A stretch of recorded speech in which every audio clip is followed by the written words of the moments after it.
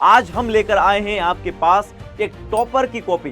हम देखते हैं कि टॉपर जो होते हैं वो आखिर में कॉपी में ऐसा करते क्या है कि उनके पूरे में से पूरे नंबर आ जाते हैं। जैसे जैसे आंसर हैं वैसे वैसे लिखे। जैसे थर्ड में पूछा इलेक्ट्रोमैग्नेटिक वेव्स तो इसने आंसर लिख दिया मैक्स वेव।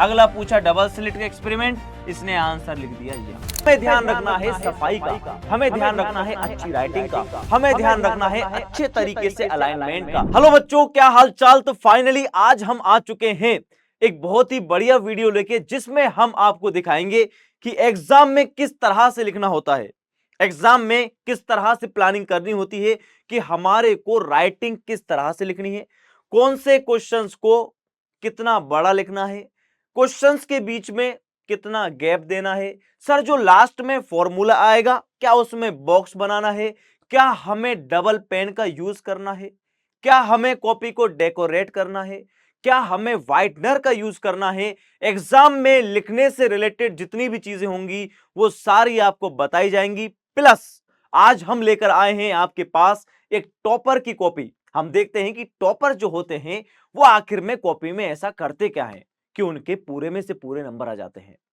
ठीक है, तो आप लोग भी अगले टॉपर होने वाले हैं अगर आप इस तरह से लिखते हैं। आई होप आपने सब कुछ अच्छे से पढ़ रखा होगा। हो सकता है आपको थोड़ा सा डिमोटिवेशन होगा कि यार मैं सब कुछ भूल रहा हूं। बेटा, वो सभी बच्चों के साथ होता है। जो बच्चा अच्छे से तैयारी करेगा उसके साथ यही प्रॉब्लम होती है। थोड़ा थोड़ा डर कहीं ना कहीं आता है कि यार मैंने पढ़ तो सब लिया लेकिन पता नहीं दिमाग में शायद कुछ भूल रहा हूं। मैं सच बता रहा हूं, जो बच्चा इस साल फर्स्ट मेरिट लाने वाला है उसके मन में भी यही डाउट आता है कि यार मुझे ऐसा तो नहीं कहीं मैं भूल गया। लेकिन आप नहीं भूलते हो, इस बात को याद रखिएगा। कॉन्फिडेंस आपके अंदर होना चाहिए कि भैया मुझे सब कुछ आता है और मैं सब कुछ लिख दूंगा। वो कॉन्फिडेंस आपके चेहरे पर स्माइल लेकर आएगा और एग्जाम हॉल में पॉजिटिव वाइब्स बनाएगा।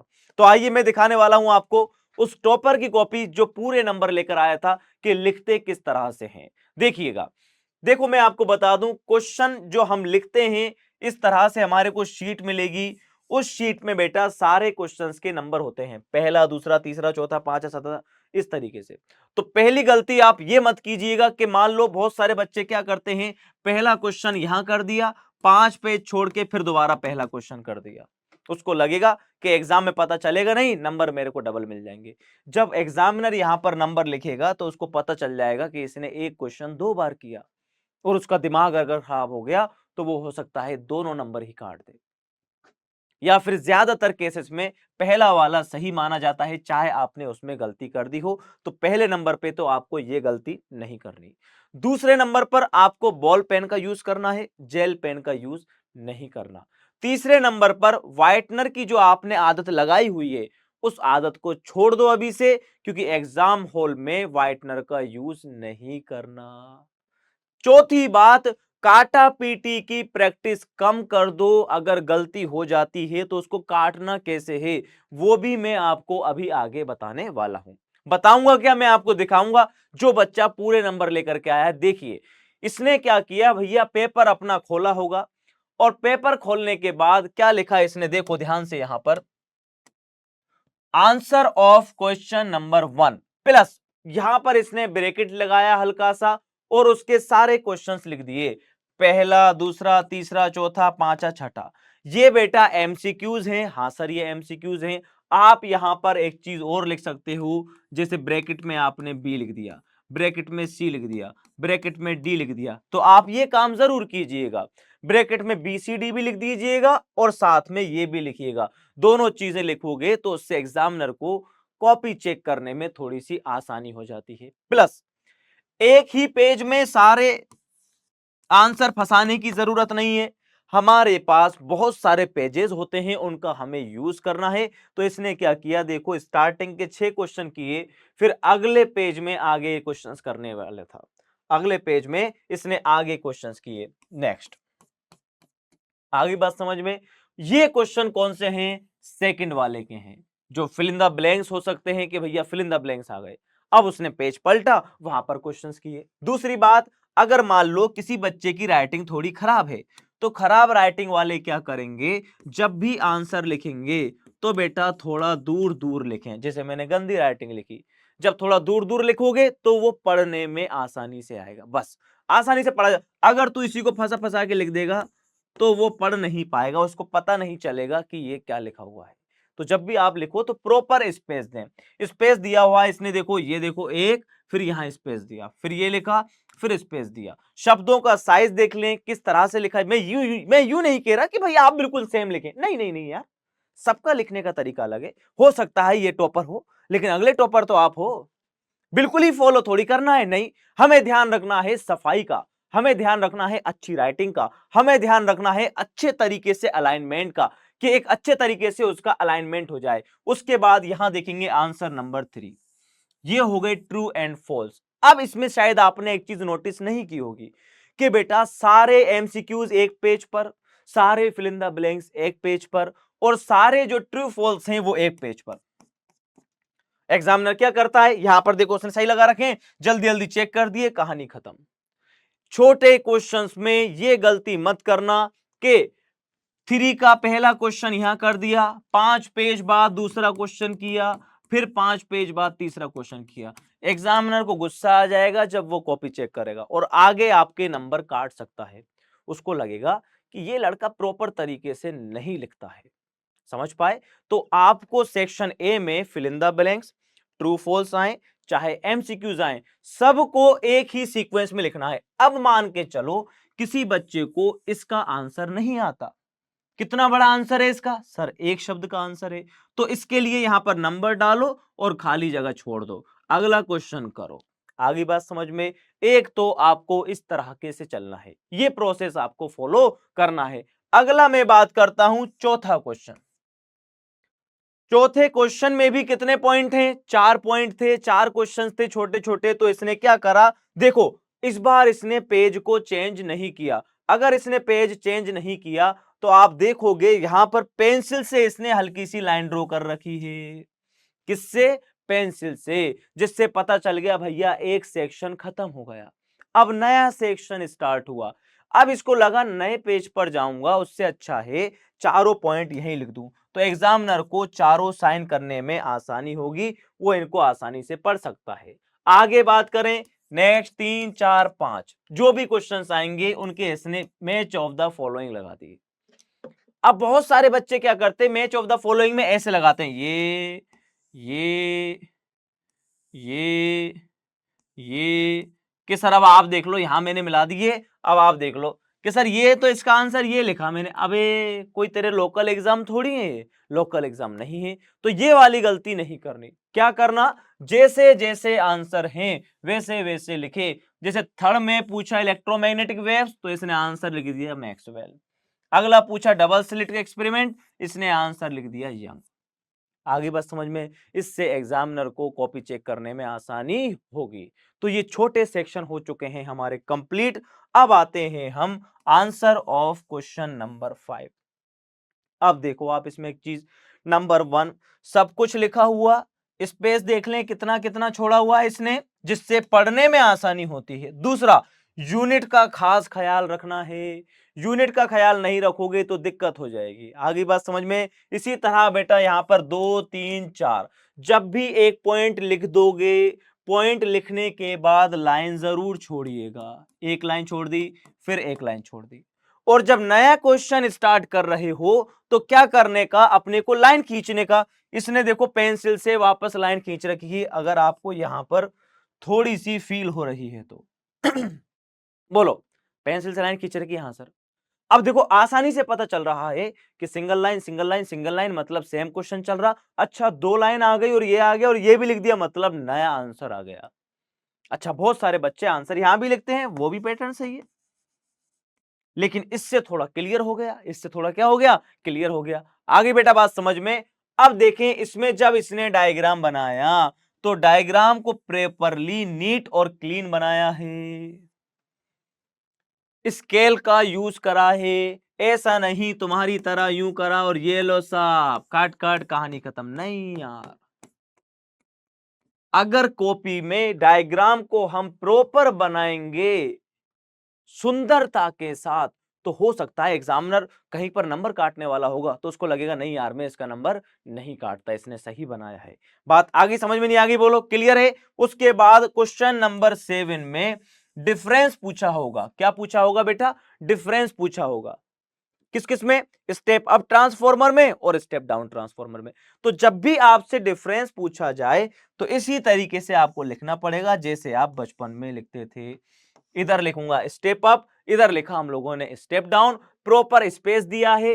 एक ही पेज में सारे क्वेश्चंस नहीं घुसेड़े। आप देख लीजिए जब आप काम करते होंगे तो शायद हो सकता है ये पूरा तो सर हम 3 लाइन में लिख देते हैं, ये पूरा तो आप कितनी लाइन में लिख देते होंगे? 3 लाइन में लिख देते होंगे। लेकिन यहां पर हमें ऐसा नहीं करना। अभी से तू हैबिट बनाएगा ना बेटा, तभी बोर्ड एग्जाम में कर पाओगे। अगर अभी से आप खचपच करने वाली हेडिंग, जल्दी जल्दी करने वाली हैबिट बना ली तो मैं सच बता रहा हूं एग्जाम में भी आप उसी तरीके से काम करने वाले हो। इसलिए उससे बचिएगा प्लीज। आगे बात समझ में? ये हो गया हमारे पास डिफरेंस। डिफरेंस के बाद क्वेश्चन नंबर 8 देख सकते हो, पूरा प्रोसेस वही वाला चल रहा है बेटा। क्वेश्चन नंबर 9, क्वेश्चन नंबर 10 और वाला लिखा है इसने। इसने कौन सा वाला किया है? और वाला।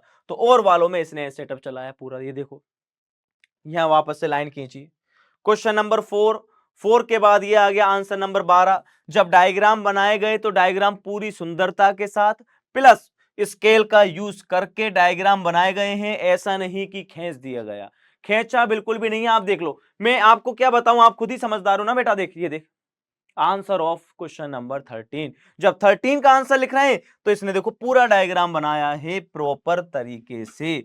और इसमें अलाइनमेंट देखो आप, अलाइनमेंट बेटा दोनों की एकदम साथ साथ अलाइनमेंट है। अब तू बता कि सर ये तुम्हें एक मतलब 2-3 पेज का, एक पेज का काम थोड़ी है ये। हाँ सर एक पेज का तो काम नहीं है, ये तुम्हें आधे पेज में क्या 4 लाइन में कर दूंगा। 4 लाइन में एग्जाम में नहीं करना है, ये देख ले प्रॉपर। आगे बात समझ में? फॉर्मूले को अलग से लिखना है और जब लास्ट में तुम्हारे पास फॉर्मूला आ जाएगा तो उसको बॉक्स में जरूर बंद कीजिएगा, जिससे एग्जामिनर क्या करता है जब वो चेक करेगा तो लास्ट में हटा इसी को देखेगा, कहानी खत्म। सही कर देगा कि हाँ यार बच्चे ने क्वेश्चन को सही किया है, बच्चे ने क्वेश्चन को सही किया है। आगे बात समझ में? अब ये आया न्यूमेरिकल। न्यूमेरिकल करने का तरीका भी वही होता है। बहुत सारे बच्चे न्यूमेरिकल्स को देख करके डर जाते हैं, जबकि डरने की जरूरत नहीं है। क्यों?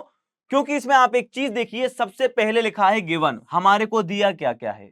जो जो दिया हुआ उसके बेसिस पर फिर इसने फॉर्मूला लिखा कि हमने कौन सा फॉर्मूला लगाया। उसके बाद ये आंसर लेकर के आया, आंसर में साथ में इसने यूनिट लगा दी और जो आंसर आया उसको बॉक्स में बंद कर दिया। अब एग्जामिनर चेक करेगा, क्या देखेगा? अच्छा गिवन है, फॉर्मूला है, कैलकुलेशन नहीं देखेगा, ठीक है ये आंसर है, ले ले पूरे नंबर, कहानी खत्म। आई बात समझ में? नहीं आई? क्लियर है? अब आता है बेटा टीआईआर वाला क्वेश्चन। देख लो वापस से वही वाला प्रोसेस, कुल मिला के प्रॉपर स्पेसिंग करनी है, स्पेसिंग प्रॉपर करनी है। अगर प्रॉपर स्पेस नहीं रखोगे तो कहानी खराब हो जाएगी। दूसरा, अब जब भी आप डेफिनेशन लिखो तो मैं कहूंगा इन्वर्टेड कॉमास में लिखिए। कैसे लिखिए? इन्वर्टेड कॉमास के अंदर लिखिए।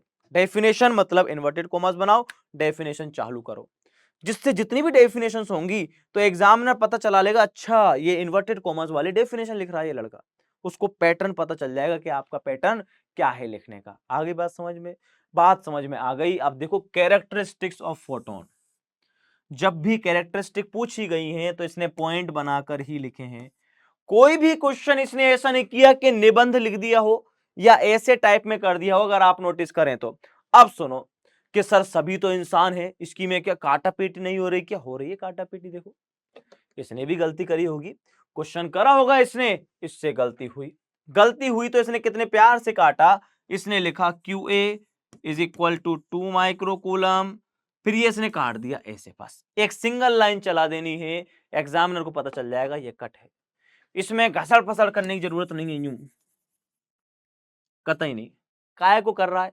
मतलब छुपा रहा है क्या उसमें कि मैंने बहुत गलत चीज लिख दी यार, अब इसको छुपा के रख दूंगा, कॉपी फाड़ दूंगा? ऐसा नहीं करना। अगर हो जाए गलती, गलती हो सकती है, कोई बड़ी बात नहीं, कोशिश कीजिएगा नहीं हो गई सिंगल लाइन से कट करो, बस प्यार से कट करना है। फिर वापस चालू कर दो, ये देखो वापस चालू कर दिया। अब सोच अगर इसी में जो खचपच खचपच कर देता ये खचपच, फिर मान ले दोबारा गलती यहां हो जाती, फिर मान ले थोड़ी सी गलती यहां हो जाती, फिर यहां हो जाती, तो एग्जामिनर को लगता ये तो यार रफ पेज है, इसमें क्या कहां ढूंढेगा वो वो आगे बढ़ जाएगा इस पे क्वेश्चन मार्क लगा के, चलो हटाओ आगे चलो।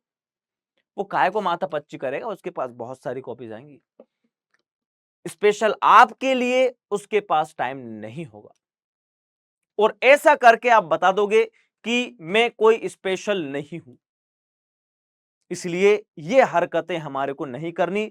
अगर आपकी ये हैबिट है तो अभी से इसको सुधारिएगा प्लीज, लास्ट मोमेंट पर आप नहीं सुधार पाओगे। समझ में आ गया? पैटर्न वही, ये क्वेश्चन खत्म हुआ, लाइन खींची, नया क्वेश्चन स्टार्ट किया, आगे बात समझ में। आई होप डेरिवेशन आप समझ गए होंगे। अब देखो, ये वाली गलती यहां पर हल्की सी इसकी लग रही है यार, मजा नहीं आया, लेकिन यहां पर इसने क्या कर दी, ओवर राइटिंग कर दी। क्या कर दी? Over writing. लेकिन पूरे पेज पर केवल हल्की सी जगह ओवर राइटिंग है, बस ये वाली। तो एग्जामिनर छोटी मोटी चीजों को तो इग्नोर भी कर देता है कि चलो कोई बात नहीं यार, बच्चे से हो गई होगी, वरना आप देखो गंदा लग रहा है ये। अब ऐसा नहीं कि आपसे गलती हो जाए फिर आप घबरा जाओ कि सर ने कहा था यार गलती नहीं होनी चाहिए, गलती हो गई अब तो मेरे नंबर कट जाएंगे। नहीं कटेंगे यार, नंबर कैसे कट जाएंगे? नंबर तो नहीं कटेंगे। लेकिन हमारी कोशिश ये रहे कि हमारी कॉपी एकदम सुंदर और नीट एंड क्लीन रहे। ये देखो, जब भी फॉर्मूला लिख दो तो लास्ट में ब्रैकेट जरूर बंद कीजिएगा। क्लियर है? ये 9 वाले क्वेश्चंस हैं। इसने क्या करा, देखो आपको डर लगता है ना कि सर कितनी थ्योरी लिखनी पड़ती है, सर कितनी थ्योरी, सर थ्योरी से हमें डर लगता है। थ्योरी ज्यादा नहीं लिखनी पड़ती। ये सिंपल माइक्रोस्कोप की डेफिनेशन, ये रेड रे डायग्राम बनाया, और रे डायग्राम बनाने के बाद ये मैग्निफिकेशन का फॉर्मूला और ये डेरिवेशन खत्म। ये देखो खत्म डेरिवेशन। आगे बात समझ में नहीं आ गई? जब डेरिवेशन कर दो तो देखो ब्रैकेट में जरूर कीजिएगा। अब आप एक चीज देखो, अब सर इस बार यहां पर इसकी सुंदरता थोड़ी सी गड़बड़ाई, इस बार यहां पर राइटिंग भी चेंज हुई। क्यों राइटिंग चेंज हुई? इस बच्चे ने टाइम मैनेजमेंट नहीं किया। इसने स्टार्टिंग में बढ़िया सुंदर सुंदर लिखा, फिर बाद में इसने जल्दी जल्दी काम किया। तो देखो इस बार जो इसने डब्बा बनाया वो ऐसे ही बना दिया पेन से। इस बार इसने जो डब्बा बनाया वो किससे बना दिया बेटा? पेन से बना दिया। लेकिन कॉपी में गंदगी नहीं है, तो इस तरह की कॉपीज चल जाती हैं। लास्ट में आने के बाद आपकी भी स्पीड तेज होगी तो घबराने की उसमें जरूरत नहीं है।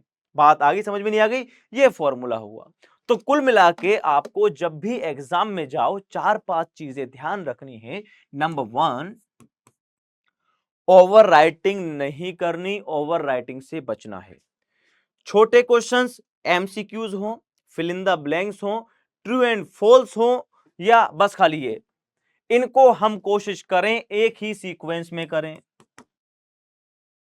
अगला, अगर सर सेक्शन डी के अंदर मुझे पहले क्वेश्चन जो आते हैं उनको कर दूं तो पहले उनको करो। जो आपको अच्छे से आते हैं पहले उनको करना।